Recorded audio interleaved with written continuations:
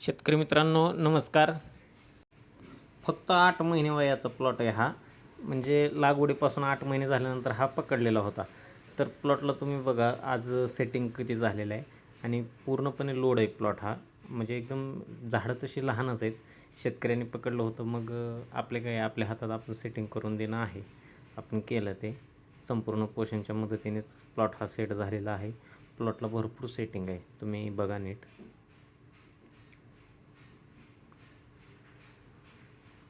साधारण एका झाडाला सरासरी 50पेक्षा जास्त सेटिंग कन्फर्म आहे आणि बऱ्यापैकी माल हा खोडाला आहे. बघा सर्व झाडं पण तशी छोटेच आहेत आणि चांगल्या प्रकारे सेटिंग आहे.